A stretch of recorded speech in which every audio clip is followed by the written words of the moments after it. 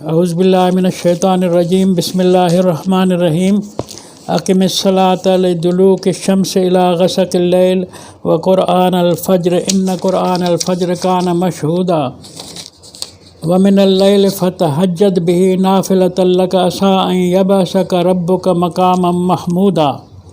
صدق اللہ مولانا العظیم۔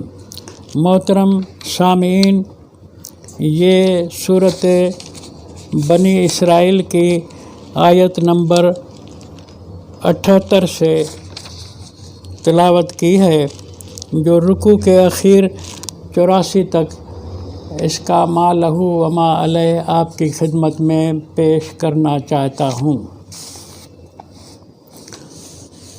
محترم سامعین، بات شروع ہوتی ہے کہ اقم الصلاۃ لدلوک الشمس۔ ہم کئی بار آپ کی خدمت میں صلاۃ کی معنی پیش کر چکے ہیں کہ صلاۃ کی معنی نماز نہیں ہے، صلاۃ کی معنی ہے، اصل لغوی معنی ہے پیچھے پیچھے چلنا، اصطلاحی معنی ہے قرآن تمہارا قائد ہے، تو قرآن تمہارا پیشوا ہے، قرآن تمہارا امام ہے، تم اس کے فالوور ہو، تم اس کے پیروکار ہو، قرآن کے قوانین کے تم پیچھے پیچھے چلو، اصطلاحی معنی یہ ہے۔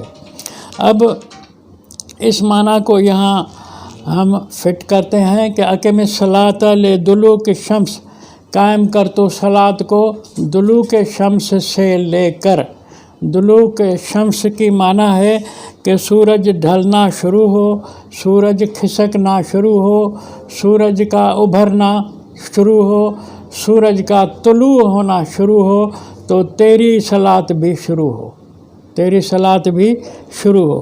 سورج طلوع ہو تو صلاۃ کو قائم کر الی غسق اللیل، رات کے کالے ہونے تک۔ اب اصطلاح ہے، ہم کہتے ہیں کہ فلاں آدمی دن رات کام میں لگا ہوا ہے، تو اس کی معنی یہ نہیں ہے کہ چند منٹ کام کیا پھر اپنے دھن میں لگ جائے دوسری کسی مصروفیت میں، یہ نہیں ہوتی ہے۔ وہ دن رات کی معنی ہے کہ 24 گھنٹے ہر وقت۔ تو یہاں قرآن نے جو فرمایا کہ میں صلاۃ لدلوک الشمس الی غسق اللیل، سورج کے طلوع ہونے سے لے کر رات کے کالے ہونے تک، اس کی معنی تو کم سے کم 13 گھنٹے تو ہوگی۔ ویسے دن تو 12 گھنٹے ہوتا ہے، لیکن غسق اللیل فرمایا، مغرب نہیں فرمایا۔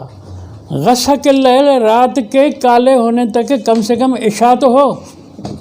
تو عشاء تک یہ قرآن نے گویا بتایا ٹائم کہ 13 گھنٹے تیری ڈیوٹی کا ٹائم ہے، تیرے آفس ورک کا ٹائم 13 گھنٹے ہے۔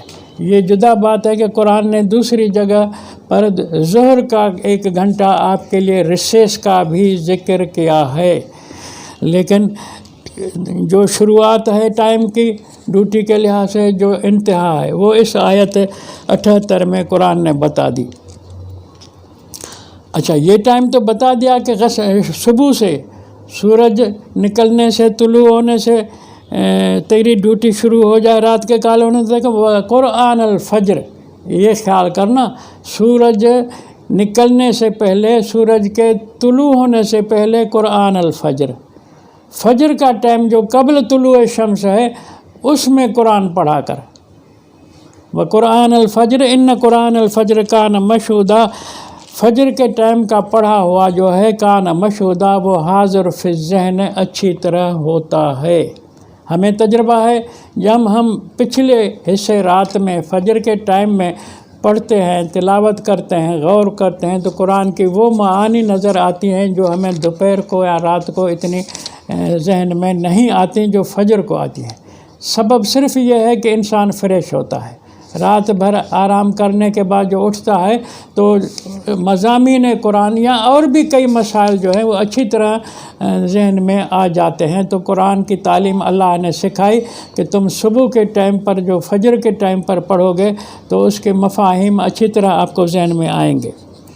وَمِنَ اللَّيْلِ فَتَہَجَّدْ بِهِ نَافِلَةً لَكَ، اور رات کو فتہجد بھی. اب دیکھیں دن کی بات تو قرآن کر گیا کہ من الفجر الی اللیل، قرآن نے دن کی بات کی کہ دلوک الشمس سے لے کر غسق اللیل تک. نبی پھر بھی ڈیوٹی تیرے لیے اور بھی ہے. ایک ڈیوٹی یہ ہوئی کہ طلوع شمس سے عشاء تک، دوسری ڈیوٹی ہوئی قرآن الفجر، فجر کو بھی پڑھا کر 2 ٹائم بتائے قرآن نے. تیسرا ٹائم بتایا کہ وَمِنَ اللَّيْلِ فَتَہجد بِهِ، رات کو بھی جاگا کر.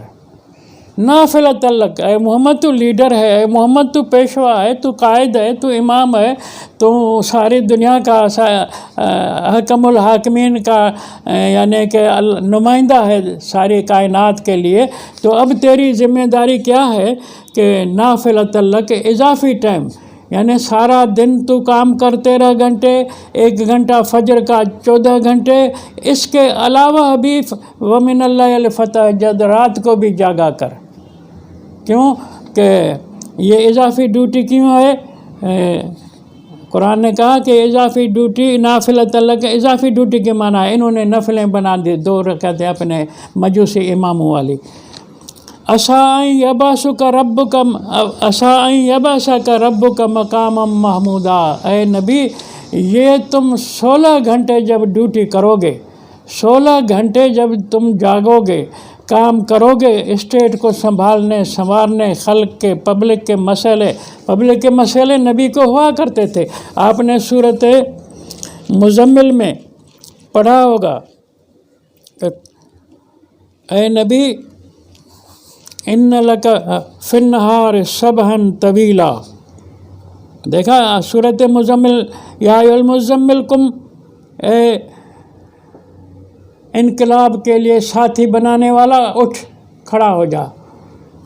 رات کو قم اللیل الا قلیلا، تھوڑا بہت آرام کر، رات بھر کام کر. کیوں کام کر؟ کہ تجھے ساتھی کون سے بنانے ہیں، تیرے ساتھی کون سے اچھے ہیں، کون سے تیرے ساتھی بننے کے لائق ہیں. انہوں نے کہا مترجمین نے کہ لحاف اور کمبل ڈال کے سونے والا. مزمل کی معنی کر دی انہوں نے کہ کمبل تان کے سونے والا. یہ ساری ظلم کی باتیں انہوں نے قرآن کے ساتھ کی ہیں. قرآن تو بڑا مظلوم ہے ان امامی علوم کے بڑے بڑے فن خانوں کا.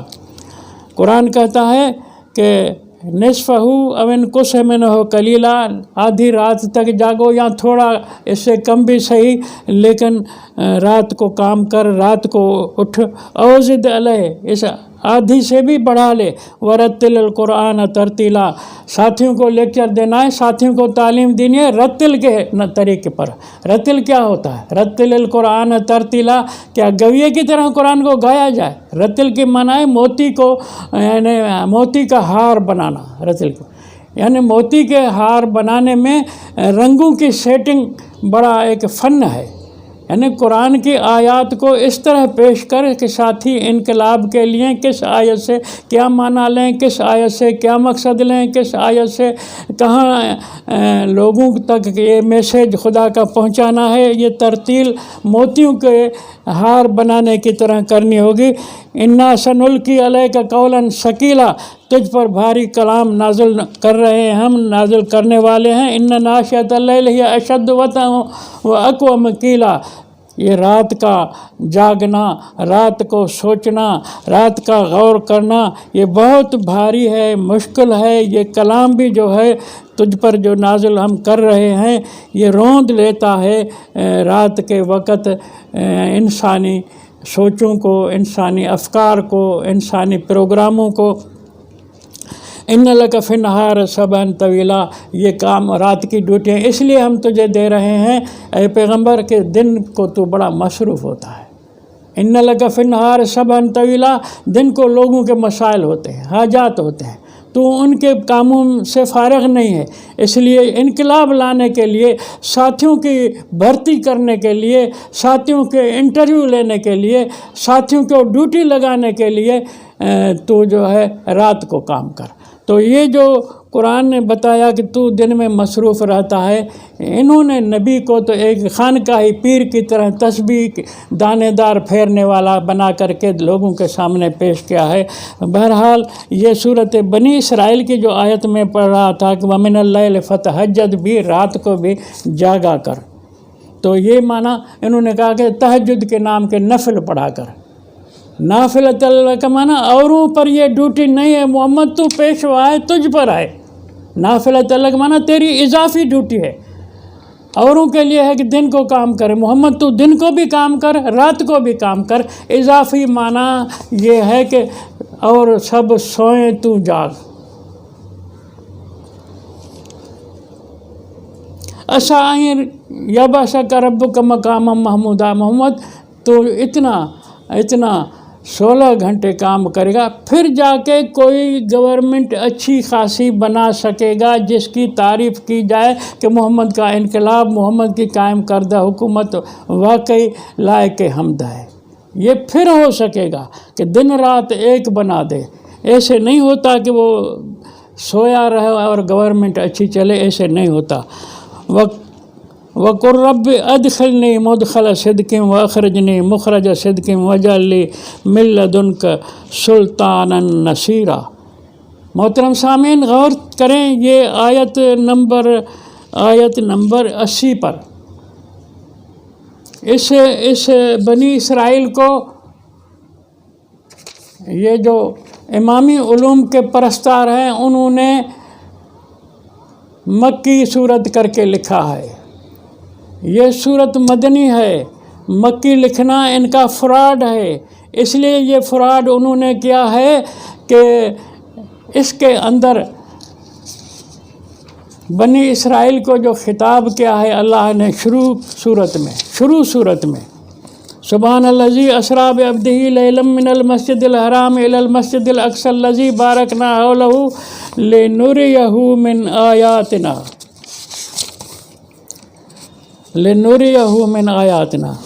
اس کو انہوں نے معراج بنا لیا۔ یہ رشوت دے دی مسلمانوں کو مفسرین اسرائیلیات نے، مجوسی مفسرین نے، کہ نبی کو معراج ہوا تھا۔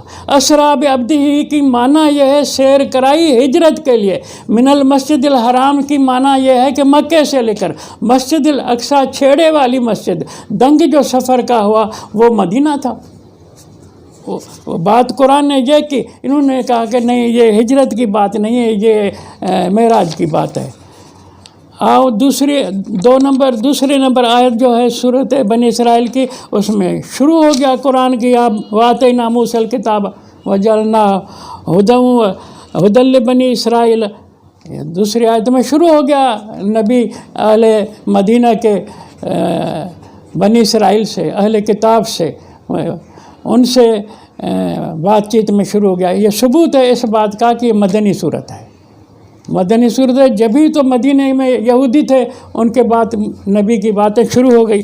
اور یہ صورت بنی اسرائیل کے یہ 80 نمبر آیت خود اس بات پہ شاہد ہے کہ یہ مدنی صورت ہے، جس میں کہتا ہے وَقُلْ رَبِّ أَدْخِلْنِي مُدْخَلَ صِدْقٍ، اے نبی تو کہہ، دعا کر، اپنے رب سے مدد مانگ، رب کو درخواست دے کہ ادخلنی مدخل صدقن، داخل کر مجھے تو مدینے میں مدخل صدقن، سچائی کے دخول کی یعنی توفیق دے، واخرجنی مخرج صدقن، اور تو مجھے نکال مدینے سے، میں ہجرت کر کے آیا ہوں مدینے میں، تو ادخلنی مدخل صدقن، آیا ہوں تاکہ مکہ کے سرداروں رئیسوں کے خلاف انقلاب لاؤں، پھر یہاں میں اپنی فوج بنا کے بھرتی کروں گا، ان کو لے جا کے حملہ کر کے مکہ فتح کروں گا، تو اخرجنی مخرج صدقن، پھر مدینے سے نکالنا مجھے، وہ بھی سچائی کا، وہ بھی صداقت پر مبنی میرا نکلنا ہو۔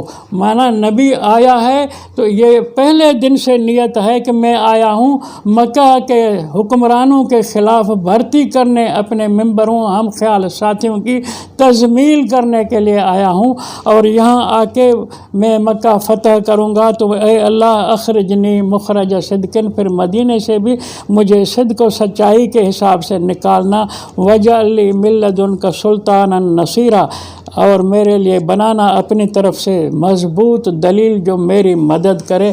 مانا میں مکہ فتح کروں، مدینے کو چھوڑ کر چلا جاؤں، فتح کے بعد سلطان النصیرہ، ساری دنیا کے لیے مجھے ایسا دلیل دینا جو میری دلیل، وہ تیرا دلیل میری ایسی مدد کرے جو ساری دنیا کو میں قرآن کی تعلیم سے سرشار کروں اور تیرے بچھڑے ہوئے لوگوں کو تجھ سے ملاؤں۔ یہ نبی کو تعلیم اللہ نے سکھائی، تعلیم دلائی۔ یہ سورۃ بنی اسرائیل کی آیت نمبر 80 ہے۔ وَقُلْ جَاءَ الْحَقُّ وَزَهَقَ الْبَاطِلُ إِنَّ الْبَاطِلَ كَانَ زَهُوقًا۔ اللہ تعالیٰ جواب میں نبی کو تعلیم دے رہا ہے، تو نعرہ مار، تو اعلان کر کے حق آئے گا، باطل چلا جائے گا، باطل کو چلا جانا ہی ہے، باطل کہاں ٹھہر سکتا ہے۔ وَنُنَزِّلُ مِنَ الْقُرْآنِ مَا هُوَ شِفَاءٌ وَرَحْمَةٌ لِّلْمُؤْمِنِينَ، اور ہم نازل کرتے ہیں قرآن سے وہ چیزیں جو شفا ہوتی ہیں، جو رحمت ہوتی ہیں مومنین کے لیے۔ ولا یزید الظالمین الا خسارہ، اور مومنون کے علاوہ جو ظالم ہیں ان کے لیے تو خسارے ہی بڑھاتی ہیں ہماری آیات۔